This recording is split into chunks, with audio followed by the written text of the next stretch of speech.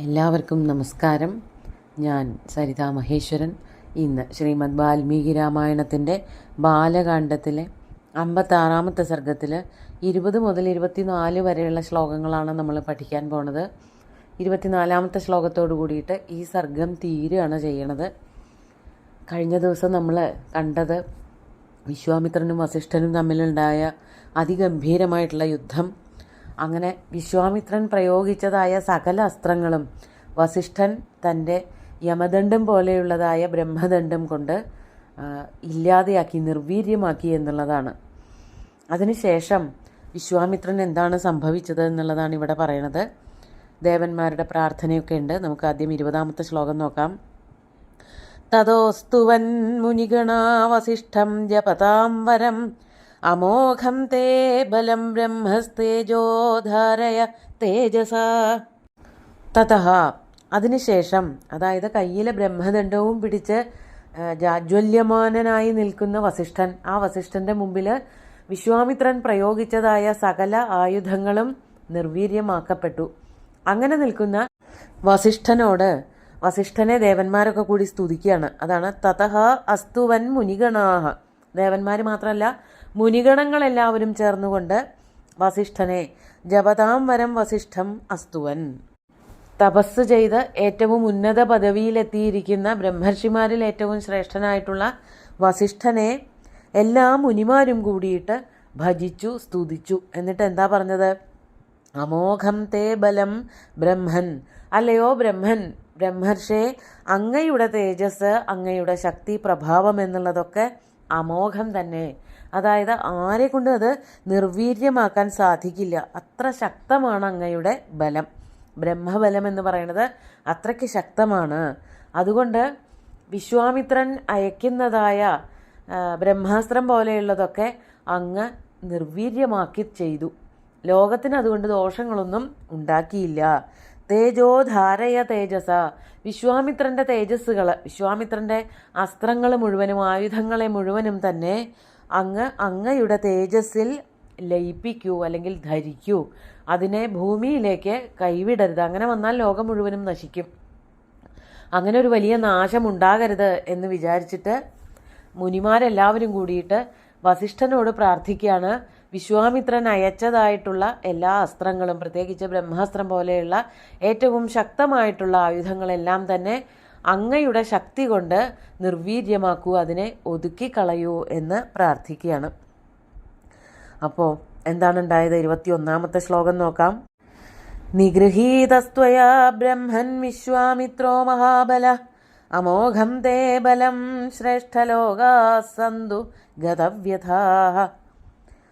എന്നിട്ട് പറയാണ് ബ്രഹ്മൻ, ഇവര് മുനിഗണങ്ങൾ തന്നെ പറയാണ്, അല്ലയോ ബ്രഹ്മർഷേ, ത്വയാ മഹാബല വിശ്വാമിത്ര നിഗൃഹീത, മഹാബലശാലിയായിട്ടുള്ള എല്ലാവരെയും തൻ്റെ കഴിവുകൊണ്ട്, ആക്രമണങ്ങളെ കൊണ്ട് നിയന്ത്രിക്കുന്നവനായിട്ടുള്ള ആ വിശ്വാമിത്രനെ അങ്ങ് നിയന്ത്രിച്ചു. ത്വയാ നിഗൃഹീത, അങ്ങയുടെ ശക്തി കൊണ്ട് വിശ്വാമിത്രനെ നിയന്ത്രിക്കുകയാണ് ചെയ്തത്.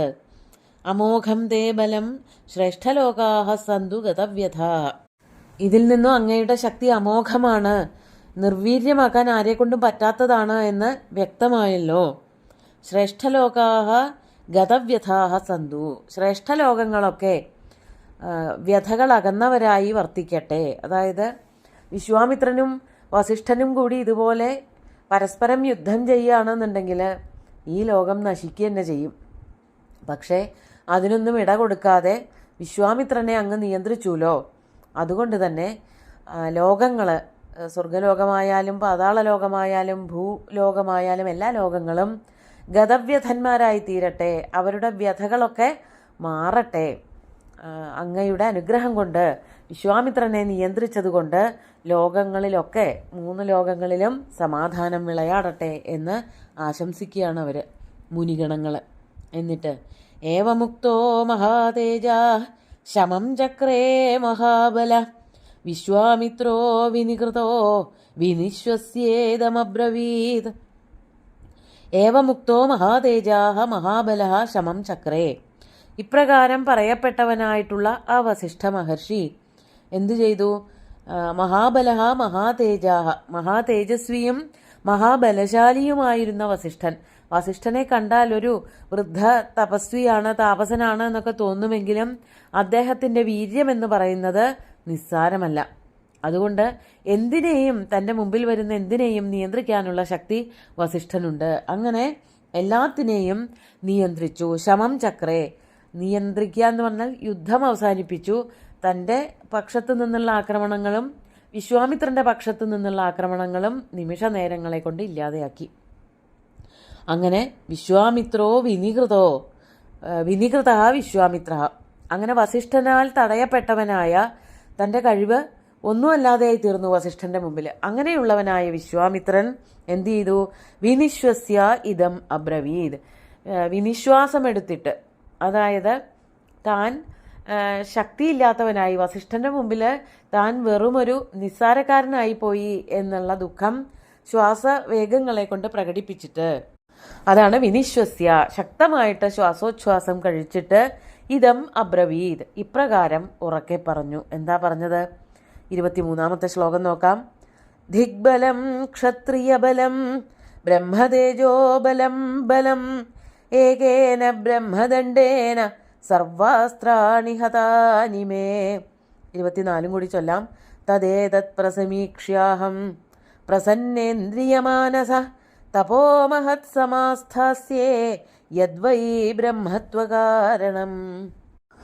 ദിഗ്ബലം ക്ഷത്രിയബലം, ക്ഷത്രിയബലം ധിക്, എൻ്റെ ബലം അത് ക്ഷത്രിയബലമായിരുന്നു. മമ ബലം ക്ഷത്രിയബലം തത് ധിക് എന്ന് പറഞ്ഞാൽ അതൊന്നിനും കൊള്ളില്ല, അതിൻ്റെ ശക്തിയൊക്കെ മോശമാണ് എന്നെനിക്ക് മനസ്സിലായി.